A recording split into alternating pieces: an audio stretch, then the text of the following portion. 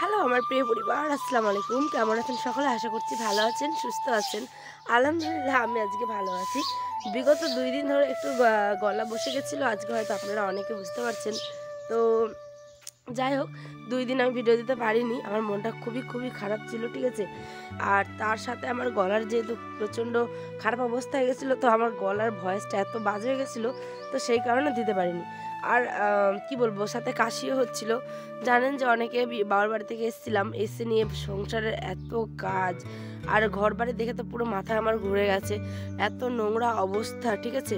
আচ্ছা, প্রত্যেকের কি এরকম হয়? দেখবেন সাজিয়ে গুছিয়ে সুন্দর করে যতই রেখে যান না কেন, ঠিক ২ থেকে ৫ দিন ১০ দিন পর যখন আসবেন, একদম মনে হবে যে কত বছর পর যে আসলেন। তো যাই হোক, কি আর করা যাবে, সকালবেলা উঠেই ঝাড়ঝাঁটা দিয়ে নিচ্ছিলাম। হ্যাঁ, তো এটা হচ্ছে গিয়ে কিছু দিনের আগের একটু ক্লিপ, যেহেতু সকালবেলা ঝাড় দিচ্ছিলাম তো সেটা ভাবলাম চলুন শেয়ারই করে নিই। তো এখানে যে ঝাড় দিচ্ছিলাম আর আমার বাড়ির যারা মানে আমার যারা ছিল ওরা আবার বলছিল যে দে তোকে গোবরটা উঠাতে হবে না, আমি উঠিয়ে দিচ্ছি। যেহেতু ওরা আবার রাখাতে রান্না করে গোবরটা, তারপরে বিভিন্ন রকমের যে এই যে খড়গুলো ওগুলো জ্বালায়, সেই কারণে আমি ডিপ করছিলাম আর ওরা উঠিয়ে নিয়ে যাচ্ছিল যেখানে ফেলার সেইখানটায়।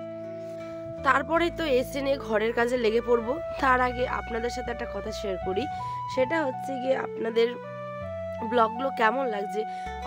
অনেকে ভালোবাসা দিচ্ছেন, অনেকে দিচ্ছেন না। কেন বলুন তো? ব্লগগুলো কি ভালো লাগছে না?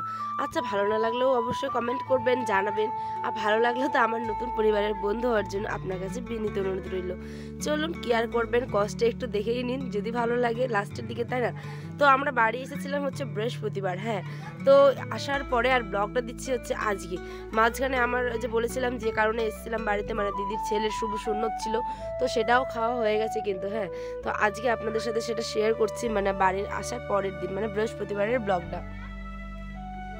তো আস্তে আস্তে আমাদের প্রায় 3:30 বেজে গেছিলো। দেখতে পেলেন আয়নের আব্বা গেছে স্নানে। আর আমার বাড়ির অবস্থা দেখুন, পাখির বাসা করেছিল সেটাকে ভাঙলাম। তারপরে এত খড়গুলো ছিল, ওগুলো কোথা থেকে যে এনে পাখিগুলো বাসা করে আল্লাহ জানে। কয়েকদিন ধরে, বেশ আমাদের বাড়িতে কয়েকদিন বলছি সরি, কয়েক বছর ধরেই ছিল, ঠিক আছে? কিন্তু এত পরিমাণে এখন পাখি বেড়ে গেছে না, যে মানে রাখাটাও সম্ভব হচ্ছে না। এখন আয়ন ছোট্টখাটো মানে হাঁটাহাঁটি করে আর কি এখন। হ্যাঁ, আর পাখিগুলো এত হয়ে গেছে পরিমাণে যে কি বলবো, প্রত্যেক দিন ঘরে উঠছে। আর এবার তো ফ্যান চালু করতে হবে, এখন তো গরম পড়ে গেছে, তাই না? আর ফ্যানের মধ্যে যদি এসে লাগে সে একটা সাংঘাতিক কাণ্ড হবে। সেই কারণে যেখানে করতো সেটা মানে আমরা বন্ধ করিনি, যেহেতু বারান্দাটাতে খড়গুলো এনে ফেলে সেগুলো পরিষ্কার করে দিই। আর যেখানে ওরা থাকতো, যে ভেন্টিলেটরগুলো হয় ঘরের, সেগুলোতে কাগজগুলো গুঁজে দিয়েছি, যাতে আমাদের ঘরের দিকে না ঢুকে কিন্তু বাইরের দিক দিয়ে তারা যাতে মানে থাকতে পারে, ঠিক আছে? তো ওদের রাস্তাটা আমরা পুরোপুরি বন্ধ করিনি। ওরাও তো একটা মায়া, মানে মায়া হয়ে যায় সত্যি, পশু পাখি থাকুক বাড়িতে বা যে কোনো একটা মানুষ, একটা মায়া তো হয়, তাই না? তাই আমাদের যাতে কোনো ক্ষতি না হয় আর তাদেরও যাতে কোনো ক্ষতি না হয়, সেই কথা চিন্তা করেই ওইখানে একটা ভেন্টিলেটরগুলোতে দিয়ে দিয়েছিলাম। তো এত কিছু দেখাতেই পারিনি, জানেন? আসার পরে আমার ফোনের ব্যাটারিটা একদম বসে গেছিলো। তো অনেক ভিডিওগুলো মিস করে গেছি, ঘর দর পরিষ্কার করার আর কি, টেবিল যা যাবতীয় ছিল কিছু দেখাইছি। যে এখন এরকম মানে ঘরটা মুছছিলাম, সেটা আপনাদের সাথে শেয়ার করেছি। তো লাস্টের দিকে আমার কি বলে, ব্যাটারিটা বসে গেছিলো, সেই কারণে আমি আর ব্লগটা কন্টিনিউ করতে পারিনি। চলুন, যেটুকু শেয়ার করেছি সেটুকু নিয়েই আপনাদের সাথে তুলে ধরছি আমার নতুন একটি ব্লগ, ঠিক আছে? তো ঘরদোরগুলো তো মুছতে হবে, তাই না? ভাবছিলাম মুছবো না, আগামীকাল মানে শুক্রবার মুছতে চাইছিলাম, জুম্মাবার যেহেতু। তাই ভাবলাম যে না, এরম অবস্থায় আবার আয়ন তো হাঁটাহাঁটি করবে, তাই না? তাই এরম অবস্থায় না রেখে ভালো মতো করে একটু মুছিনি। আর আয়ন কিন্তু তার আব্বার সাথে এখন খেলা করছে। এই করে নিয়েই দেখুন ব্যাটারিটা বসে গেছিলো ওই মাঝখানে। তারপর থেকে আর কোনো কিছু দেখাতে পারিনি। একদম সন্ধ্যাবেলা, যেহেতু বৃহস্পতিবার আমাদের হাটবার, তো আয়নের আবার নিয়ে এসেছিল একটা ফ্রেশ মাছ, মানে কাতলা মাছ, বড় সাইজের অনেকটা। তো 1/2 কেজির মতো নিয়ে এসেছিল, অনেকটা বড় আর ভারী ওজন ছিল। তো চলুন, লবণ হলুদ দিয়ে এগুলোকে মাখিয়ে নিচ্ছিলাম। আর মাঝখানে কিন্তু আমি সন্ধ্যাবেলা স্নান করেছিলাম। তো যেহেতু চাঁচলের জল, তারপরে আমাদের এখানে ননদের বাড়ির যেখানটায় আর কি, হ্যাঁ, সেখানকার জল সব মিলিয়ে, আর আমাদের বাড়ির নিজের জল, সমস্ত জল মিলিয়ে আমার এত সর্দি আর গলা বসে গেছিলো যে কি বলবো। তো চলুন, কি আর, এই যে এখন মাছটা রান্না করে নিচ্ছি ভালো মতো করে। এত ওদিন পরিশ্রম হয়েছিল না, সত্যি বলতে রান্না করার তো একদম ইচ্ছে করছিল না, তো কি আর করা। চলুন, অল্প ক্লিপ নিয়েছি, রান্না করেছি সমস্ত ঘরোয়া মশলাগুলো দিয়ে, আর এদিকে ভাতটাও কিন্তু বসিয়ে দিয়েছিলাম।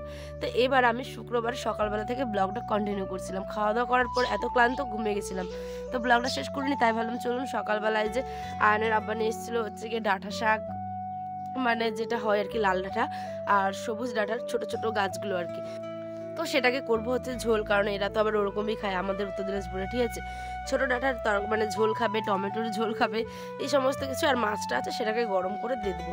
তো দেখুন এদিকে ছুটাচ্ছি, আর এই যে বালতিগুলো তো একটু একটু করে হচ্ছে ভর্তি, পুরো বালতি তো হবে না, একটুখানি। আর এদিকে দেখছেন তার পরের দিনের সকালবেলা আর কি এসে কত যে কাপড় কেটেছিলাম সেদিন ভাবতে পারবেন না। দেখেন অনেকে হয়তো ভিডিওটা লক্ষ্য করলে বুঝতে পারবেন, যখন ঘরদোরগুলো মুছছিলাম নাড়িটা পুরো ভিজে গেছিলো, মাঝখানে অনেক অনেক কাপড় কেচেছি জানেন। তো চলুন এবার আয়নের আবার তো বেরোবে, তাই ছোট্ট ব্লগটা আজকে এই পর্যন্তই। দেখুন তার আগে ওকে আবার টিফিনে ভাত মানে ভাত দিচ্ছিলাম, যেহেতু স্কুলে যাই তো ও তো খিদে পাবে, সেই কারণে এখানে যে শাকটা করেছিলাম সেটা, ভাত, আর এই যে বাসি মাছটা ছিল সেটাকে গরম করে দিয়েছিলাম। তো আমরাও খাওয়া দাওয়া করে নিয়েছি। আর আজকে মানে যেদিন শুক্রবার আর কি, শুক্রবার তো ননদের বাড়ি যাবো না, যাবো হচ্ছে শনিবার। তো চলুন আগামী ভিডিওগুলো হয়তো ভালো লাগবে। তো নতুন বন্ধু হওয়ার জন্য আপনার কাছে অনুরোধ রইল, চলুন ব্লগটা যদি ভালো লাগে অবশ্যই কিন্তু ব্লগটা লাইক করবেন, চ্যানেলটা সাবস্ক্রাইব করবেন নতুন হয়ে থাকলে।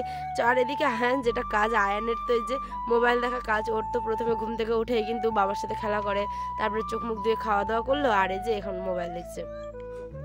তারপরে আমি আয়নের আব্বা তো যাবে, তো ওই যখন ঘরে একটু কাজ করছিল ল্যাপটপে, তো আমি তার মধ্যে এখানে বাসনগুলো ধুয়ে নিচ্ছিলাম, যেহেতু ওর স্কুলের কাজ দোকানের কাজ ও মানে অনেক ব্যস্ত, ঠিক আছে। ওর সাথে কি বলবো, প্রয়োজনে আপনারা যদি কোনোদিনও ক্যামেরায় মানে দেখেন তাহলে সেটা বিশেষ ভাগ্যের ব্যাপার, নাহলে কিন্তু ওকে ওই ক্যামেরার সামনে আসতেই যায় না, আমাকে বলে তুমি করো, কিন্তু ওর অনেক কাজ। তো যাই হোক ওই ল্যাপটপে কাজ করছিল, আর আমি যে এখন এমন খারাপ অবস্থা দেখছেন, মোটরের জলটাও শেষ হয়ে গেছে, ভাগ্যিস বালতিতে এক বালতি তুলে রেখেছিলাম, সেই কারণে বাসনগুলোকে ধোয়া হয়ে গেছে। এবার আয়নের আব্বাও খাওয়া দাওয়া করে বেরিয়ে পড়লো। তাহলে আজ পর্যন্তই, দেখাবে অন্য একটি ব্লগে। সকলে ভালো থাকবেন, সুস্থ থাকবেন, আল্লাহ হাফেজ। আর নতুন একটি দিনের সাথে নতুন একটি ব্লগ আবার নিয়ে হাজির হবো আমি পায়েল। আসসালামু আলাইকুম, টাটা, আল্লাহ হাফেজ।